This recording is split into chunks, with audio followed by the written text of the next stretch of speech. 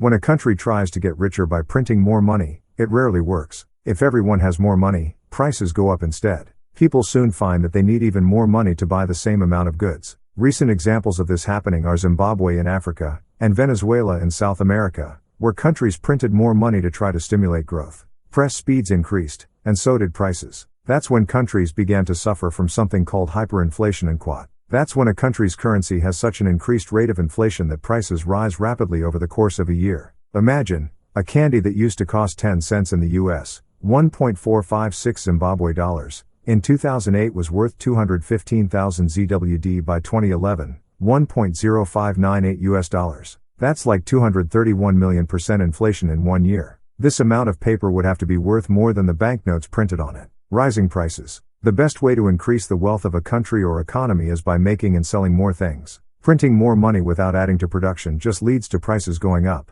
For example, think about that Star Wars toy from the 1970s that can go for a lot of money now. No one is making any more of these types of toys, so printing more money would just mean that it costs more for people to buy them. The seller will just want their prices go up too because they're supplying the same supply. Currently, the United States is able at using this strategy, though it's very wealthy. This is because the US controls the pricing for most of the world's tradable items, including gold and oil. So if it wants to buy additional goods, it can print more dollars. But if it prints too many dollars or spends them on items with a fluctuating price, such as food, then inflation will happen as well. Too much, too fast. One of the reasons hyperinflation happens is because poorer countries can only print their own currency. They might try to use US dollars, but that just means they'll have a high price and people will stop using it. Instead, people will swap goods for other goods, or ask to be paid in US dollars instead. This has happened many times around the world, like in Venezuela and Zimbabwe. In a bid to prevent this from happening in Venezuela, their government passed laws to keep prices low on things that people need most: food, medicine, etc. However, this just meant there wasn't enough of these items for those looking to buy them.